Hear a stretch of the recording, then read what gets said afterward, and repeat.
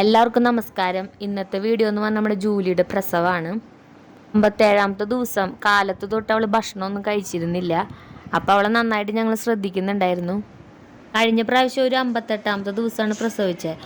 ഒരു ഗ്രീൻ കളറിലെ ഡിസ്ചാർജ് വരും. അതിനുശേഷം 1 മണിക്കൂറിനുള്ളിലാണ് പ്രസവിച്ചത്. പ്രാവശ്യം പ്രസവിച്ചപ്പോൾ ഗ്രീൻ ഡിസ്ചാർജോട് കൂടിയിട്ടാണ് കുട്ടി വന്നത്. അപ്പോൾ ഞങ്ങൾക്ക് ആ കൺഫ്യൂഷനായത് എന്താ ഇങ്ങനെ സംഭവിച്ചതെന്ന്. ഇതാണ് ആദ്യത്തെ കുട്ടി. ഈ കുട്ടിയുടെ മേത്തൊക്കെ കണ്ടില്ലേ പച്ച കളറിൽ, അതോട് കൂടിയിട്ടാണ് പ്രസവിച്ചത്. ഞങ്ങൾക്ക് ആദ്യമായിട്ടാണ് ഇങ്ങനത്തെ ഒരു അനുഭവം ഉണ്ടായത്. ഗ്രീൻ ഡിസ്ചാർജ് വന്നിട്ട് 1 മണിക്കൂറിന് ശേഷമാണ് സാധാരണ പ്രസവിക്കുമെങ്കിലും ജൂലി ഇപ്രാവശ്യം ഗ്രീൻ ഡിസ്ചാർജും ആ കുട്ടിയോടൊപ്പമാണ് വന്നത്. അങ്ങനെ ഞങ്ങൾക്ക് ഉണ്ടായ ഒരു അനുഭവം ഞാൻ മറ്റുള്ളവരിലേക്ക് ഷെയർ ചെയ്തു എന്ന് മാത്രം. ഇതുപോലത്തെ അനുഭവങ്ങൾ നിങ്ങൾക്കുണ്ടെങ്കിൽ നിങ്ങളും കമൻറ്റ് ചെയ്യണം കേട്ടോ.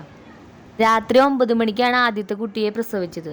പിന്നെ 2 മണിക്കൂറിന് ശേഷമാണ് രണ്ടാമത്തെ കുട്ടിയെ പ്രസവിച്ചത്. 11 മണിയോടുകൂടി രണ്ടാമത്തെ കുട്ടി വന്നു കേട്ടോ. അത് കഴിഞ്ഞൊരു 11:30 അടുത്ത കുട്ടി വന്നു.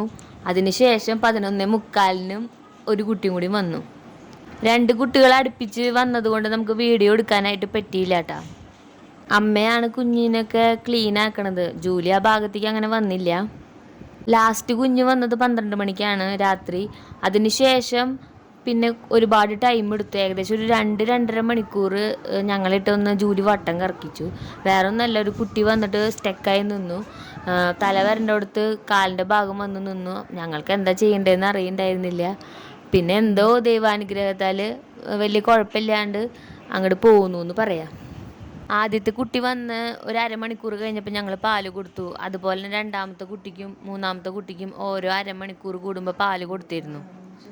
കുഞ്ഞുങ്ങൾ വന്ന സമയത്ത് പൊക്കിൾ കൊടിയുമേ നൂല് കെട്ടി കത്രി കൊണ്ട് കട്ട് ചെയ്ത് അവിടെ ബെറ്റാഡിൻ തേച്ചു. അത് ഞങ്ങൾക്ക് വീഡിയോ എടുക്കാനായിട്ട് പറ്റിയില്ല, കാരണം ഞാനാണ് ചെയ്തിരുന്നത്. ജൂലി ഓരോ കുഞ്ഞുങ്ങൾ വന്നതിന് ശേഷം പിന്നെ ഉറക്കത്തിലേക്ക് പോകും. അപ്പോൾ അമ്മയാണ് എപ്പോഴും സപ്പോർട്ടായിട്ട് നിന്നിരുന്നത്.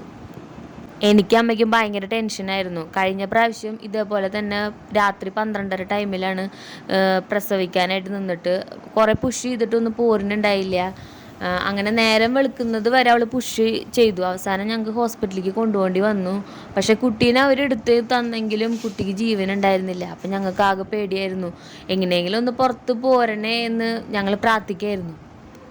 അമ്മയാണ് കൂടുതൽ അടുത്തിരുന്നിട്ട് അവൾക്ക് സപ്പോർട്ടായിട്ട് നിന്നിരുന്നത്, എപ്പോഴും വയറൊഴിഞ്ഞു കൊടുക്കലും. അങ്ങനെ 2.5 മണിക്കൂറിന് ശേഷം എനിക്ക് ആ സമയത്ത് വീഡിയോ എടുക്കാനായിട്ട് പറ്റിയില്ല, കാരണം ആ മാനസികാവസ്ഥയിലല്ലായിരുന്നു. കാരണം കുട്ടി എങ്ങനെയെങ്കിലും ഒന്ന് പുറത്തേക്ക് വന്നാൽ മതി എന്ന് വിചാരിച്ചിരിക്കുന്ന സമയത്ത് അങ്ങനെ പോന്നു. പകുതി വന്നപ്പോൾ പിന്നെ അമ്മ വലിച്ചെടുത്തു. സ്റ്റക്കായ കുഞ്ഞ് വന്നതിന് ശേഷം പിന്നെ വഴിക്ക് കുഞ്ഞുങ്ങൾ വന്നു, വലിയ കുഴപ്പമില്ലാണ്ട്.